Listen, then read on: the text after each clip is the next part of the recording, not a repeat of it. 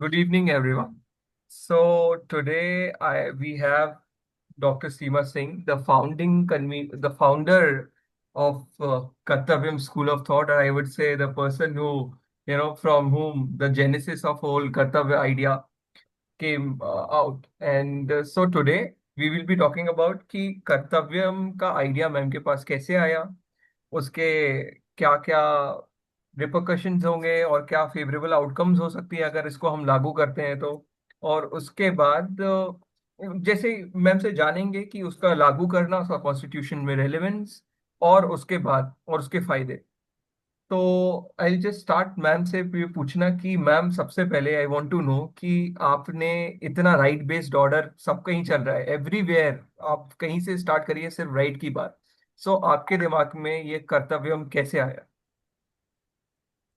Thank you Shantanu for introducing me so beautifully. और कर्तव्य का जो आइडिया आया ये बहुत इम्पोर्टेंट है। ऐसा नहीं कि कर्तव्य का आइडिया और लोगों के दिमाग में नहीं आया होगा, और मैं ये भी नहीं कहूंगी कि मैं पहली व्यक्ति हूँ जो शायद कर्तव्य जुरिस्प्रूडेंस में बात कर रही हूँ। लेकिन हाँ, पिछले 75 सालों में कम से कम कर्तव्य जुरिस्प्रूडेंस के बारे में उस तरीके से नहीं सोचा गया, या शायद मैं कहूँ पिछले 100 सालों में जिस तरीके से कि शायद हमें सोचना चाहिए था। तो आज जब हम 75 साल अपनी आजादी के संविधान के पूरे कर चुके हैं, तो हमारे लिए बहुत जरूरी है कि हम एक इम्पैक्ट एनालिसिस करें।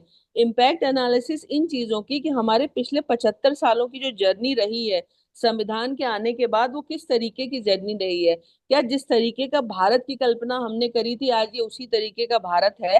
और अगर इसमें कोई प्रॉब्लम आ रही है तो प्रॉब्लम किस तरीके की है? इसकी शुरुआत करने के लिए मैं सबसे पहले ये बताना चाहूंगी कि भारत एक ऐसा देश है जिसके दो नाम है, भारत और इंडिया।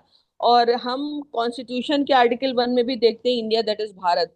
तो क्या इंडिया और भारत में भी कोई डिफरेंस है जहां से हम हमें बेसिकली इस चीज को सोचना शुरू करना चाहिए? तो अगर आप भारत को देखते हैं तो भारत का पूरा जो एक जो डेवलपमेंट होता है, जो इसका कल्चरल डेवलपमेंट है या इसका फिलोसॉफिकल डेवलपमेंट है या स्पिरिचुअल डेवलपमेंट है, वो बेसिकली पूरे तरीके से नेचर से अलाइंड था। और शायद इसीलिए हम दुनिया की लॉन्गेस्ट सर्वाइविंग सिविलाइजेशन बने। पश्चिमी देश इसे 5,000 साल मानते हैं, पर मैं व्यक्तिगत तौर पे इसे लाखों साल पुरानी सभ्यता मानती हूँ। तो लाखों साल तक ये देश कैसे चला, ये जानना बहुत ज्यादा जरूरी है। और पिछले 75 सालों में, यानी जब हम इंडिया दैट इज भारत, यानी इंडिया का जो हमने रूप जो अंग्रेजों ने हमें दिया और अपने उन्होंने पहले हमारे ऊपर थोपा, और आजादी के बाद भी हम लगभग उसी सिस्टम को फॉलो करते रहे, उसका क्या परिणाम आया है? तो अगर आप भारत और इंडिया का एक देखते हैं, अगर एक हम कंपैरेटिव एक कंपैरिजन करते हैं, तो भारत जिस तरीके का एक समृद्धशाली देश था, जिस तरीके का विश्व गुरु था, उसमें और इंडिया में जो एक फंडामेंटल डिफरेंस आया है वो हमारे थॉट प्रोसेस में आया है। और वो थॉट प्रोसेस ये था कि हम कहीं ना कहीं ड्यूटी बेस्ड सोसाइटी से राइट बेस्ड सोसाइटी हुए। और अगर आज मैं कहती हूँ राइट बेस्ड सोसाइटी, तो बेसिकली ये ना एक ग्लोबल कॉन्सेप्ट है, क्योंकि पूरी दुनिया में हमने भी वेस्टर्न मॉडर्न को अडॉप्ट किया, क्योंकि एक गवर्नेंस का यूनिफॉर्म मॉडल बना जिसमें कि सरकारें प्रोवाइडर हुई और जो जनता थी वो एक्सेप्टेंस यानी एक्सेप्टर एक्सेप्टर की या रिसीवर के एंड पे रही। तो इसका परिणाम धीरे धीरे क्या हो गया कि जनता ने अपने अधिकारों के प्रति जागरूकता तो प्राप्त कर ली और अपने कर्तव्य को छोड़ते गए। लेकिन इतने सालों बाद जब हम अपने पर्यावरण की हालत देखते हैं, जब हम समाज की हालत देखते हैं, जब हम विश्व की हालत देखते हैं, और जिस तरीके से कन्फ्लिक्ट बढ़ रहे हैं, तो मुझे लगता है हमें जरूर सोचना चाहिए कि अगर हमारा ये लीगल सिस्टम इतना राइटियस था तो फिर कन्फ्लिक्ट कम होने चाहिए थे। अगर हम सिविलाइज्ड हैं तो भी कन्फ्लिक्ट कम होने चाहिए थे। लेकिन एक्चुअल में कन्फ्लिक्ट बढ़ रहे हैं, एनवायरमेंट का डिग्रेडेशन हो रहा है। यहाँ से जो है बेसिकली मेरे दिमाग में ये आइडिया आया कि हमें जो है इस बार इस 75 साल पूरे होने पे हमें इस कर्तव्य जुरिस्प्रूडेंस के बारे में सोचना चाहिए। और जब आप इसको कॉन्सेप्चुलाइज करोगे तो आपको ये समझ में आता है कि कर्तव्य ही नेचुरल लॉ से अलाइंड है। अगर मैं बात करूं कि जैसे हम स्टूडेंट्स से भी पूछते हैं, एक बड़ा डिस्कशन होना चाहिए जो नॉर्मली नहीं होता, कि एक्चुअल में नेचुरल लॉ का मतलब क्या होता है। तो नेचुरल लॉ में हम सिर्फ बोलते हैं just fair and reasonable, but actual में हमें कैसे पता कि कौन सी चीज जस्ट है, कौन सी फेयर और कौन सी रीजनेबल है? जस्ट फेयर एंड रीजनेबल में क्या right just fair and reasonable है, क्या कर्तव्य जस्ट फेयर एंड रीजनेबल है, या दोनों जस्ट फेयर एंड रीजनेबल है? इसमें हम जब भारतीय मॉडल को देखते हैं तो सबसे पहले मुझे लगता है कि हमें ये समझना होगा कि जिस नेचुरल लॉ की बात हम कर रहे हैं, एक्चुअल में वो नेचर किस लॉ को फॉलो करता है। तो अगर इसको देखोगे आप तो इसमें एक बड़ा इंटरेस्टिंग है, क्योंकि हमें अपने बारे में इतना ज्यादा मालूम नहीं है। हम बिग बैंग थ्योरी में बिलीव करते हैं। आजकल बहुत सारा डिस्कशन हो रहा है डार्क एनर्जी, डार्क मैटर के बारे में। तो अगर हम अपने धर्म ग्रंथों को पढ़ते हैं, जिसमें कि ऋग्वेद, जिसको कि पूरी दुनिया दुनिया के सबसे पुराना रिटन डॉक्यूमेंट मानती है, तो उसके 10वें अध्याय में एक पुरुष सूक्त का वर्णन किया गया है। और वो पुरुष सूक्त क्या है? बेसिकली अगर आप पुरुष सूक्त को बहुत सिंपल शब्दों में समझने का प्रयास करते हैं, तो एक एनर्जी जिसने ये डिसाइड किया कि वो अपने आप को प्रकट करेगी, वो अपना मैनिफेस्ट करेगी अपने आप को, तो वो किस रूप में करती है? तो उससे जो है उसको वेस्टर्न कंट्रीज बिग बैंग के रूप में देखते हैं। और हमने ये माना कि पुरुष ने ये डिसाइड किया कि वो अपने आप को प्रकट करेगा। और पुरुष सूक्त क्या कहता है? पुरुष सूक्त कहता है कि मेरे हजारों सर होंगे, हजारों हाथ होंगे, हजारों पैर होंगे, हजारों चंद्रमा होंगे जो कि मेरा मन होगा, हजारों सूर्य होंगे जो कि मेरी आंखें होंगी।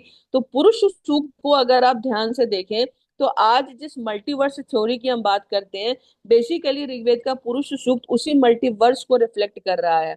और दूसरी इंपॉर्टेंट बात ये होती है कि उसी पुरुष सूक्त में पुरुष कहता है कि मैं जो हूँ 1/3 विजिबल होऊंगा, और 1/4 विजिबल होऊंगा, और 3/4 में इनविजिबल होऊंगा। और ये विजिबिलिटी और इनविजिबिलिटी को जब आप मल्टीवर्स में देखते हो, तो आज नासा इसी को कहता है कि जो यूनिवर्स है या जो मल्टीवर्स है जिसे अब नासा मानता है, वो 3/4 जो है इनविजिबल है, और 1/4 जो है वो विजिबल है। वही हमारा ऋग्वेद भी कहता है।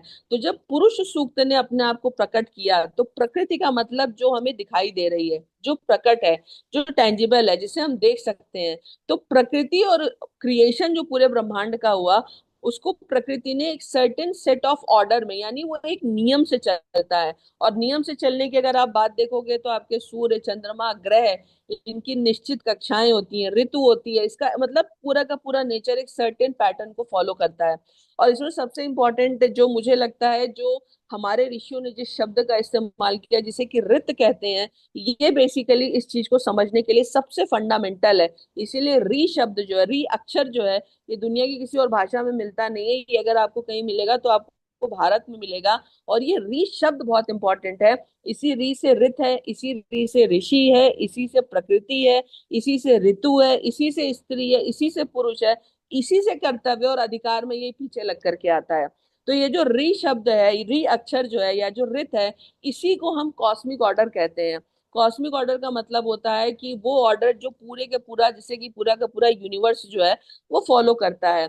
इस कॉस्मिक ऑर्डर को जिन लोगों ने समझा कि कैसे कॉस्मिक ऑर्डर चलता है, उनको भारत में ऋषि कहा गया। और ऋषियों ने अपनी ध्यान की अवस्था में जिन ग्रंथों की रचना की, उन्हें वेद कहा गया, और इसीलिए पौरुषेय कहा गया। तो वैदिक नॉलेज जो है, यानी जो हमारे वेदों में लिखा हुआ है, बेसिकली ये कोई रिलीजियस टेक्स्ट नहीं है। ये प्योर साइंटिफिक और स्पिरिचुअल टेक्स्ट है। और ये ब्रह्मांड की ओरिजिन से लेकर के प्रकृति का ये ऑर्डर किस तरीके से चलता है, इन सब की बात करते हैं। इसलिए भारत में आपको एक तरफ पुरुष सूक्त मिलेगा, तो दूसरी तरफ आपको प्रकृति सूत्र भी मिलता है, पृथ्वी सूत्र भी मिलता है। तो पृथ्वी सूत्र जो है पृथ्वी के बारे में बताता है, पुरुष सूक्त पूरे ब्रह्मांड के बारे में बताता है। और अल्टीमेटली अगर आप समझेंगे इसको बड़े ध्यान से, तो पहले आज भी दुनिया में एक चर्चा होती है कि ब्रह्मांड का स्वरूप क्या है। लेकिन अगर आप भारत को देखेंगे, तो हमने खगोल शब्द का इस्तेमाल किया। यानी हमने माना कि ये सर्कुलर है, गोल है नेचर में। और इसीलिए भारत में टाइम को भी लीनियर ना मान करके सर्कुलर माना गया।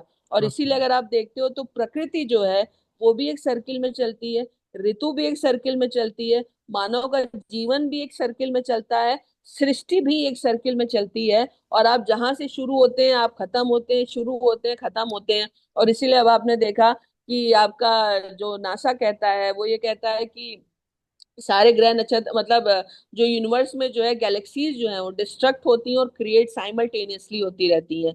और जब ये क्रिएट होती हैं तब ये हमें दिखती हैं, जब ये डिस्ट्रक्ट होती हैं तो ये हमें दिखाई नहीं देती। वैसे ही जैसे मरने के बाद इंसान का क्या होता है, वो हमें दिखाई नहीं देता, लेकिन जब तक वो जीवित होता है वो हमें दिखता है।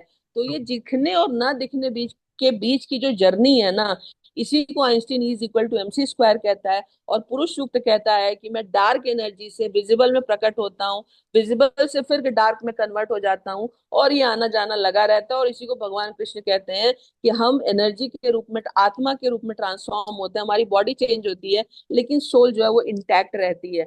तो हमारे नॉलेज सिस्टम ने क्या किया, हमारे नॉलेज सिस्टम ने बेसिकली इसी को फॉलो किया, और इसी को फॉलो करके इन्होंने ये डिसाइड किया कि अगर हमें, क्योंकि हमने ये नहीं माना कि we are the owner of the nature, हमने माना कि हम इस ब्रह्मांड का एक पार्ट है। इसलिए जब आप इंडियन नॉलेज सिस्टम को देखोगे तो आपको एक बात बहुत साफ दिखाई देगी कि हमने हर चीज लगभग प्रकृति से कॉपी की हुई है।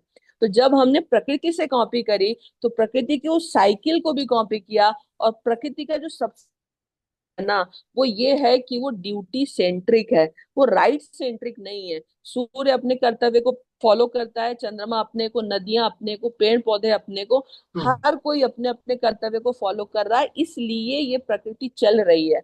और इसीलिए हमारा जो भारतीय सनातन मॉडल है वो ये कहता था कि हमें कर्तव्य ओरिएंटेड होना चाहिए। और इसीलिए पूरा भारत इतने लंबे समय तक इसलिए सरवाइव कर पाया, क्योंकि यहाँ जब व्यक्ति कर्तव्य की तरफ गया तो वहां पे लड़ाई नहीं हुई। इसीलिए आपको पूरे रामायण में सिर्फ कैकेयी दिखती है जो अधिकार की बात करती है, बाकी किसी ने अधिकार की बात नहीं करी है। ट्रू। और रामायण को इसीलिए राम राज्य को आज भी आदर्श मानते हैं, क्योंकि वहां पे कर्तव्य है। लेकिन जैसे ही अधिकार आया, आपको द्वापर में महाभारत दिखाई देता है। तो महाभारत जो है वो अधिकारों का संघर्ष है। आज के जो हमारा समय है, जब एक दुर्योधन के अधिकार ने महाभारत कराया, तो आज सोच जब यहाँ पे हर व्यक्ति यदि अधिकार सेंट्रिक हो जाएगा तो हमारा मॉडल चल ही नहीं सकता। और अगर वही। आज आप हाँ। देखोगे तो पूरी दुनिया में जो फाइट है ना, उसका रीजन भी यही है कि हर व्यक्ति अपने अधिकार की बात कर रहा। डेवलप्ड कंट्रीज के अलग अधिकार हैं, डेवलपिंग कंट्रीज के अलग है, अमीर के अलग अलग है, गरीब के अलग है। और उसका रीजन ये हो रहा है कि लॉ जो है समाज में सस्टेनेबिलिटी ना ला करके एक कंफ्लिक्ट क्रिएट कर रहा है। और इसी को ध्यान में रखते हुए मेरे दिमाग में आया कि अब बहुत ये हाई टाइम है कि हम लॉ में भी कर्तव्य जुरिस्प्रूडेंस की बात करें, जिसके बिना शायद ये सोसाइटी अब सरवाइव नहीं कर सकती, अगर हमने अपने अधिकारों के उस स्वरूप को नहीं छोड़ा जिस स्वरूप में आज पूरी दुनिया इसे देखती है। Wonderful ma'am, wonderful. मतलब आपने जो दो इलस्ट्रेशंस दिए, एक महारात महाभारत का एंड नेचर का, कि जहां महाभारत में राइट सीख किया और वो उसके बाद जो रैथ फॉलो हुआ, एवरीबॉडी नोस।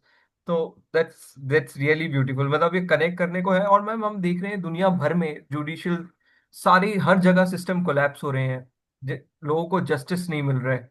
तो इसलिए आई फील कि दैट्स वेरी ट्रू आपका assessment. It's it's really true कि yes there is something wrong, and हमको कर्तव्य की तरफ जाना चाहिए। अच्छा मैम, एक और सवाल है मेरा, कि जैसे मैम कॉन्स्टिट्यूशन कॉन्स्टिट्यूशन के कॉन्टेक्स्ट में हम कर्तव्यम जूरिस्प्रूडेंस को आप कैसे देखती है? कि like in when you juxtapose constitution और अपना कर्तव्य जूरिस्प्रूडेंस, तो आप कैसे देखती है कर्तव्य जूरिस्प्रूडेंस को?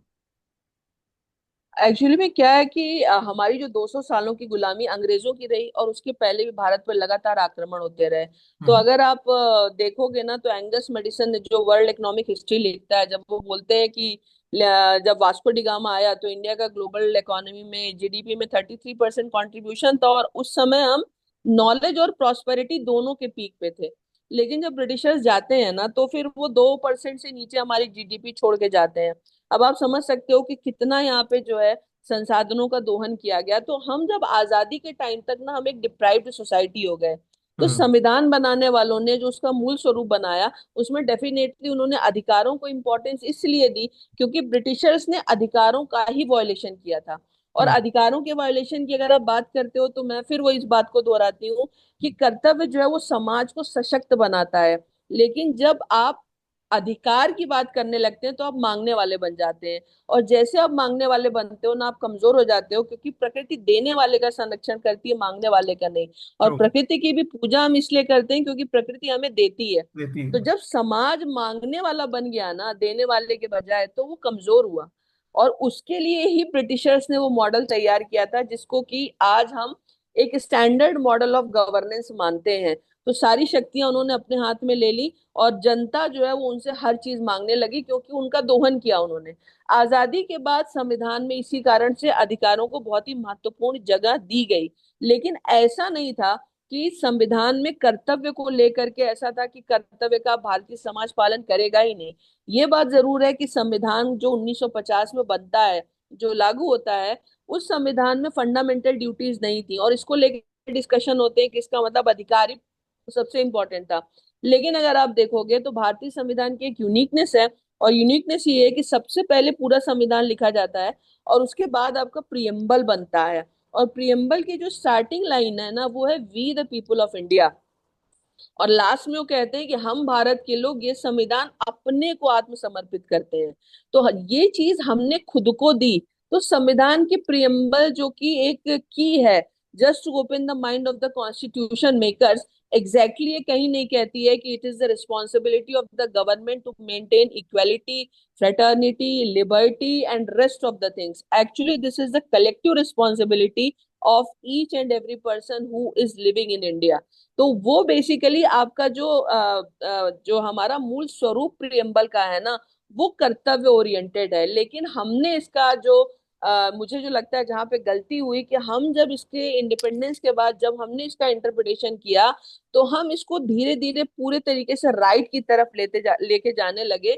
और 90s के लिबरलाइजेशन के बाद आपको एक और बड़ा चेंज दिखाई देता है, क्योंकि अब हम राइट की बात ना करके हम लिबरलिज्म और फिर अल्ट्रा लिबरलिज्म की तरफ जाने लगे। यानी वेस्टर्न सोसाइटी जिस लिबर्टी के मॉडल पे चलती थी, उसको हमने इतना ज्यादा आत्मसात कर दिया कि हर व्यक्ति फैमिली में भी अपने अपने, यानी फैमिली में अगर 4 लोग हैं तो हमने 4 इंडिविजुअल क्रिएट करके 4 इंडिविजुअल की राइट की बात करना हमने शुरू कर दिया। ट्रू। तो राइट का क्या है ना, ये जो हमने सेगमेंटाइजेशन किया या जो इंडिविजुअलिज्म क्रिएट किया या प्रमोट किया, इसके पीछे बहुत सारे वेस्टर्न थॉट थे। और उनका एक बड़ा मॉडल था कि हम जितना इंडिविजुअलिज्म प्रमोट करेंगे हमारा मार्केट भी उतना ही प्रमोट होगा, क्योंकि समाज का टूटना ही उनकी मार्केट की स्ट्रेंथ थी। पर हमने इंटरप्रिटेशन करते समय ना तो इसको रियलाइज किया, और ना ही हम लोगों ने एज ए सिटीजन समझा कि ये बेसिकली एक षड्यंत्र था हमारे समाज को तोड़ने का। तो वो जो वेस्ट का इम्पैक्ट आया जूरिस्प्रूडेंस में, मैं ये मान सकती हूँ कि उस समय जब हम आजाद हुए तो हमने ग्लोबल मॉडल ऑफ गवर्नेंस को फॉलो किया, लेकिन उनके इंटरप्रिटेशन को मानना हमारी मजबूरी नहीं थी। मुझे लगता है हमारी जो गलती हुई वो ये हुई कि हमने संविधान के इंटरप्रिटेशन में भी फॉरेन जूरिस्प्रूडेंस को उसी तरीके से इस्तेमाल करना शुरू किया, जैसे हमारे दिमाग में ये बैठा दिया गया था कि संविधान में सब कुछ बोरोड है। ऐसा नहीं था। संविधान के शब्दों का अगर आप भारतीय जूरिस्प्रूडेंस के हिसाब से इंटरप्रिटेशन करते, तो आज शायद हमें यहाँ पे बैठ करके कर्तव्य जूरिस्प्रूडेंस पे डिस्कस करने की जरूरत ना पड़ती। और इसीलिए आप देखोगे कि इसका परिणाम ये है कि आप 7-8 हजार लेजिस्लेशन बनाते जा रहे हो। 7-8 हजार लेजिस्लेशन बनाना इस चीज को इंडिकेट नहीं करता कि लोग बड़े अवेयर हैं। इसका मतलब ये है कि लोग अपने कर्तव्यों के प्रति कितने उदासीन हो चुके हैं कि हर चीज के रेस्क्यू के लिए गवर्नमेंट को एक लेजिस्लेशन लेके आना पड़ रहा है। ट्रू। तो ये number, rising number of cases and rising number of legislation, ये civilised and duty oriented society का लक्षण नहीं है।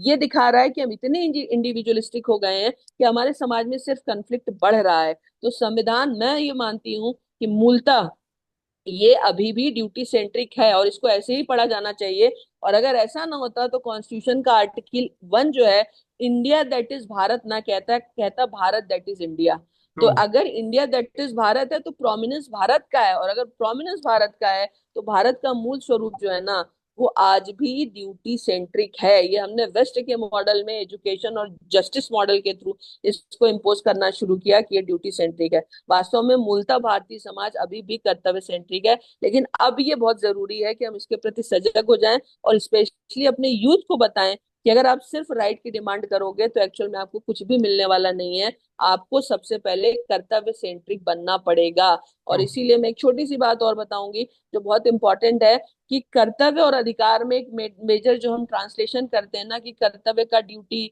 और अधिकार का राइट, भारतीय जुरिस्प्रूडेंस में ऐसा नहीं है। कर्तव्य का कि आपके ऊपर एक एक्सटर्नल फोर्स लगाया गया, ड्यूटी का मतलब होता है पीछे एक सैंक्शन है, आपके पीछे एक फोर्स है, वो लॉ का फोर्स हो सकता है। कर्तव्य नेचुरल होता है, माता पिता नेचुरली बच्चों के प्रति अपने कर्तव्य का पालन करते हैं। और अगर आप ध्यान से देखोगे तो प्रकृति के जितने जीव जंतु हैं, वो अपने बच्चों के प्रति एक कर्तव्य का पालन करते हैं। तो कर्तव्य बच्चों के प्रति नेचुरल है। अब यहाँ पे दिक्कत क्या होती है कि जब हम अधिकार को राइट मान लेते हैं तो भी ये गलत है, क्योंकि अधिकार का मतलब होता है first deserve and then desire. अब हमने एक ऐसा समाज बना दिया है जहाँ पे लोगों ने एक स्टैंडर्ड रिक्वायरमेंट अपनी क्रिएट कर ली है, और इसके कारण फिर मैं दुर्योधन की बात बताती हूँ, उसके साथ यही प्रॉब्लम थी। जिस चीज को डिजायर कर रहा था ना, उस चीज को डिजर्व नहीं कर रहा था, इसलिए महाभारत हुई। तो अभी हमने जो समाज क्रिएट कर दिया है ना, इसमें हमने यही कर दिया है कि यू डिजर्व और not, but you have a desire. So Dzire. That is creating a frustration in the entire society. तो अगर आप अपने को कर्तव्य सेंट्रिक रखोगे तो आपको ज्यादा रियलाइजेशन होता है कि यू डिजर्व फॉर व्हाट। तो ये मुझे लगता है हमें भारत को ही नहीं, पूरी दुनिया को शायद समझने की जरूरत है। और यही भगवान कृष्ण का कर्मयोग भी है, पूरी दुनिया में शांति भी यही ला सकता है। Wonderful ma'am, what an exposition, वाह। मैम एक और आप एग्जांपल देते हैं, जैसे आप मैंने पहले भी आपके लेक्चर्स में सुना है कि आप कन्यादान का एग्जांपल देती थी काफी बार, कि माँ बाप कन्यादान करते हैं, they feel that it is there duty. तो वो, और वो सिस्टम कितना अच्छा चला आ रहा है मैम, और एंड यस, सही बात है। तो मैम अभी इसके बाद हम मूव करते हैं कि रेलेवेंस ऑफ कर्तव्य इन टुडेस मॉडर्न। एक मैं लाइन इस पे मैं बोल देती हूँ शांतनु, क्योंकि हाँ कन्यादान को लेकर के भी बहुत निगेटिव प्रोपोगेंडा चलाया जाता है। हाँ हाँ। भारतीय समाज में दान का बहुत महत्वपूर्ण स्थान है। और अगर आप बड़ा ध्यान से देखोगे ना, तो जो मॉडल कॉन्स्टिट्यूशन में जिसको हम सोशल जस्टिस कहते हैं ना, दान हमारे यहाँ सोशल जस्टिस का एक ऐसा मॉडल था जिसकी रिस्पॉन्सिबिलिटी सरकार की नहीं थी। यस। दान का मतलब है आप यथाशक्ति, आपके पास जो भी है और यथाशक्ति में आप अपना बेस्ट दान करोगे। दान में आप ज्ञान भी दान कर सकते थे, दान में आप धन भी दान कर सकते थे, गौदान को भी आप दे सकते थे। बेस्ट चीज का दान ही उपयुक्त माना जाता था। इसलिए आपने देखा कि जब हमारे यहाँ पे बड़े बड़े सांस्कृतिक पर्व हुआ करते हैं और आज भी होते हैं, तो लोग दान देते हैं। कन्या को भारतीय समाज में सबसे अधिक पवित्र और सबसे ज्यादा मूल्यवान माना गया है। तो पिता अपने सबसे मूल्यवान धन को किसी और को देता है, इसलिए उसको कन्यादान कहते थे। उसको बाद में बहुत बुरे तरीके से पोर्ट्रे किया गया और ये बताया गया कि एक इंडियन सोसाइटी एक मिसोजिनिस्ट सोसाइटी है, जो बहुत ही रॉन्ग पोर्ट्रेयल है। दान का मतलब है contribution of each and every individual in implementing the concept of social justice. It is a kind of distributive justice where everybody is participating. So ये जो मिस इंटरप्रिटेशंस किए गए हैं, इसको शायद सही करने का समय आ चुका है। Wonderful ma'am, wonderful. Yes ma'am, एक लास्ट क्वेश्चन मैम, और जैसे मैम अगर अगर जैसे हम कर्तव्य जूरिस्प्रूडेंस को अभी के प्रैक्टिस में ले आते हैं, तो आप कैसे देखती हैं कि जुडिशरी इस अप्रोच को अडॉप्ट कर रही है, और उसके बाद सोसाइटी में से क्या फेवरेबल आउटकम्स आ सकते हैं, और जुडिशरी इसको कैसे अब इसको अडॉप्ट करे। देखिए, पहले तो हमें समझना पड़ेगा कि कर्तव्य जुरिस्प्रूडेंस है क्या। मैं आपको बताऊं, अगर आप पिछले 50-60 साल का एक एग्जाम्पल उठा करके देखोगे, तो हमने जो पश्चिम को अडॉप्ट किया, देखिए पश्चिम की सरकमस्टेंसेस और इंडिया की सरकम भारत की सरकमस्टेंसेस बहुत अलग थी। जब यूरोप में पुनर्जागरण हो रहा था ना, तो भारत का वैभव चरम पे था, सिर्फ संपत्ति में नहीं, ज्ञान में भी। और आपको पता है कि जब भारत को विश्व गुरु कहा गया ना, तो ये एक, भारत ने खुद को कोई तमगा नहीं दिया था, ये दुनिया ने दिया था। तो अगर दुनिया दे रही थी ये तमगा, तो आपके अंदर कुछ तो रहा होगा ना, जो आपको विश्व गुरु माना गया। तो ट्रू। वहां पे एक चीज हमें समझने की जरूरत है कि आप समाज जिस चीज की इंपॉर्टेंस देता है ना, लोग वैसे ही बनते हैं। जब ज्ञानियों का सम्मान होता था तो हम विश्व गुरु थे। और पश्चिम ने क्या किया, पश्चिम ने सिस्टम को हटा करके जो नया सिस्टम इम्पोज किया, उसमें उसने बोला कि नहीं, ज्ञान का नहीं, धन का सम्मान होगा। तो आपने देखा उन्होंने एक नया तरीके की, क्योंकि इसको भी समझने की बहुत ज्यादा जरूरत है। पैरामीटर्स वेस्ट ने सारे अपने हाथ में रख लिए। उन्होंने बोल दिया कि कोलोनाइजेशन यानी जो शोषक है वो महान है, और जिसका शोषण हो रहा है वो डिप्राइव्ड है। तो भारत वो हमें लूटने के लिए आए, हमें लूट करके वो समझदार हो गए, वो प्रगतिशील हो गए, वो डेवलप्ड हो गए। और उन्होंने पूरी दुनिया को लूटा और लूट करके दो विश्व युद्ध इसी नाम पे कराए, सिर्फ अपनी इकोनॉमी को मजबूत करने के लिए, जीडीपी को बढ़ाने के लिए। करोड़ों लोगों की उन्होंने दो वर्ल्ड वॉर में हत्या करा दी। उसके बाद भी उन्होंने नया जो मॉडल दिया, डेवलपमेंट की डेफिनेशन वो डिसाइड करेंगे, कौन सी कंट्री पावरफुल है वो डिसाइड करेंगे, ओ। किसका एपिटेक्स इंटरेस्ट कितना है वो decide. Who are you to decide all these things? तो ट्रू। हमने क्या किया, हमने ना अपने आप को उनके हाथ में पकड़ा दिया है। तो अब उसका रिजल्ट क्या हो रहा है, उसका रिजल्ट ये हो रहा है कि उनके दिमाग से ही हम चल रहे हैं, इसी को कोलोनाइजेशन ऑफ माइंड कहते हैं। उनके यहाँ पे मॉडल जो है वो पूरे तरीके से फेल हो चुका है। अगर आज आप वेस्ट की हालत देखेंगे ना, या आप अमेरिका की हालत देखेंगे, तो राइट राइट ने इनको बर्बाद कर दिया। तो अब यहाँ पे जरूरी ये है कि हम जिन 300 साल, 100 साल, 50 साल पुरानी सभ्यताओं को भारत जैसे देश पे लागू करने की कोशिश कर रहे हैं, पहले हम ये सोचें कि हमारा वो कौन सा मॉडल था जो इतने सारे कल्चरल ऑनस्लॉट के बावजूद, जिसके ऊपर इतने आक्रमण हुए, फिर भी वो सरवाइव कर गया सालों साल से। तो आप लाखों साल से एक जो टाइम टेस्टेड मॉडल है उसको छोड़ करके आप एक ऐसे मॉडल अप्लाई करने की कोशिश कर रहे हो जिसको मैं कहती हूँ 100 साल भी पुराना नहीं है। और हम्म। लॉ में और जुरिस्प्रूडेंस में ये बहुत इंपॉर्टेंट होता है कि आप टाइम टेस्टेड चीजों को अप्लाई करिए।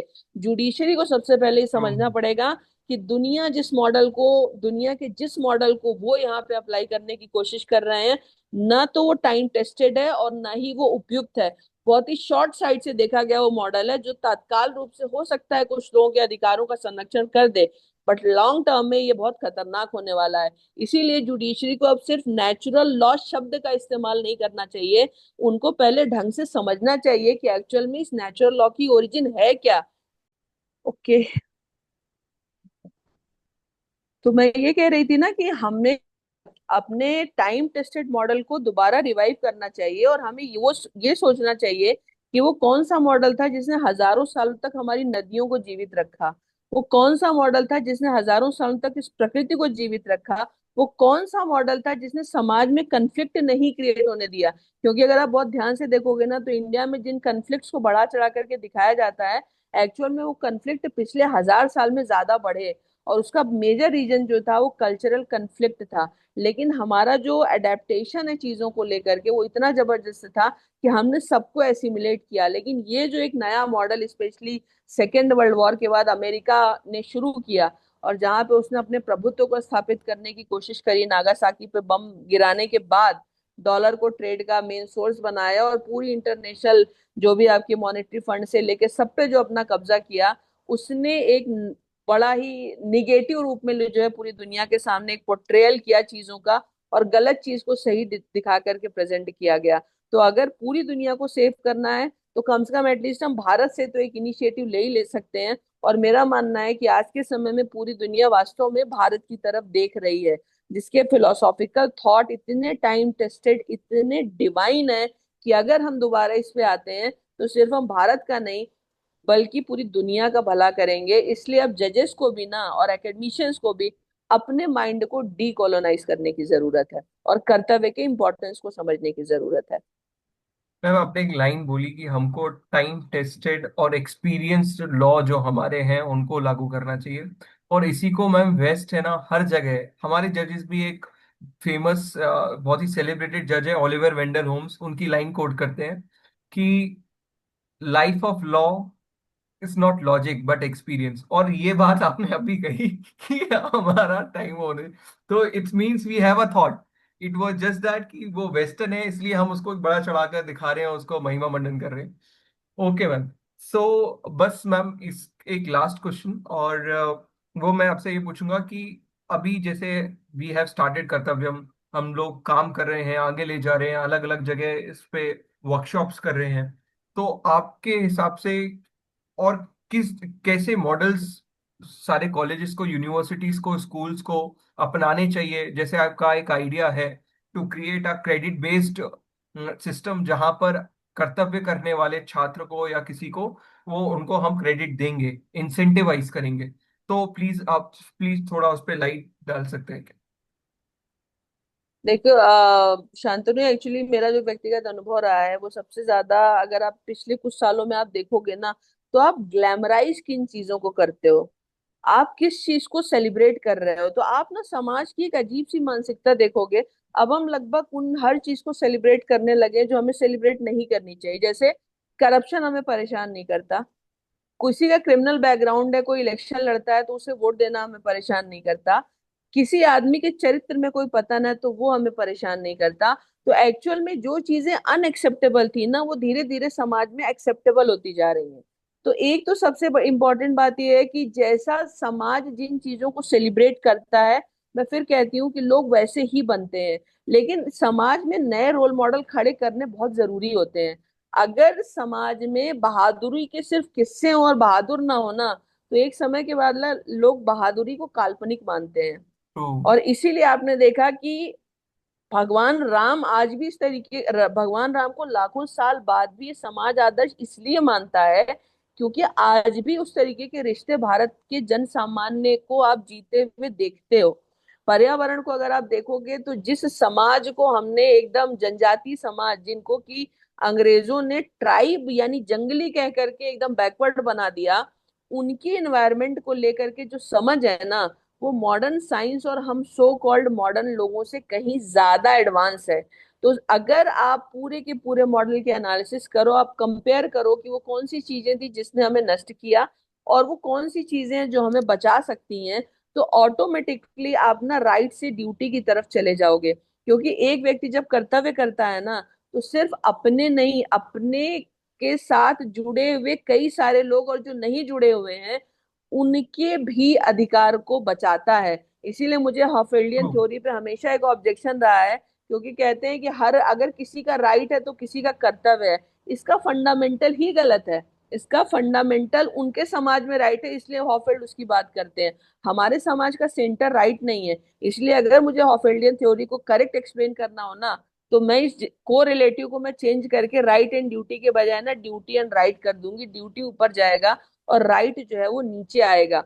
अब अगर हम समाज में अगर आज की अगर हम बात करते हैं, तो अधिकार हमने इतना भर दिया। जैसे आप बच्चों को देखो, क्लास नहीं करते हैं पर उनको मार्क्स चाहिए, उनको एग्जाम में अपीयर होना चाहिए। हम काम नहीं करते हैं लेकिन हमें काम का रिवॉर्ड चाहिए। हमारी हमने मेहनत करी है या नहीं करी, या हमने जो चीज सोच लिया वो हमें चाहिए। उसका रीजन ये है ना कि हमने डिजर्व करने के पैरामीटर को छोटा करके डिजायर्स को बहुत बड़ा कर दिया। और रिजल्ट उसका क्या हुआ कि हम अगर कर्तव्य नहीं भी कर रहे हैं ना, तो भी हमारी सोच कुछ बहुत बड़ा पाने की है। तो इसीलिए आप एक चीज देखोगे कि समाज में ना, पूरी दुनिया में आपके पास सब कुछ है फिर भी आप खुश नहीं हो। लोगों के पास एक डिप्रेशन है। हर व्यक्ति को, मैं तो किसी भी एज ग्रुप के बच्चे को देखती हूँ जिसकी अगर अभी 10 साल की भी एज है ना, तो उसमें भी वो टेंशन में है। टेंशन में वो क्यों है? टेंशन में वो इसलिए क्योंकि जिस चीज को डिजर्व करता है और जो डिजायर हमने उसके ऊपर थोप दी है, उसमें हमने एक बड़ा गैप क्रिएट कर दिया। तो हमारे लिए जरूरी क्या है? कर्तव्य का एक बहुत इंपॉर्टेंट एस्पेक्ट होता है। कर्तव्य सिर्फ एक कर्तव्य नहीं है। कर्तव्य का एक बड़ा इंपॉर्टेंट एस्पेक्ट ये भी होता है कि आपका ये कर्तव्य है। देखो, कर्तव्य स्पिरिचुअलिटी से सीधे जुड़ा हुआ है।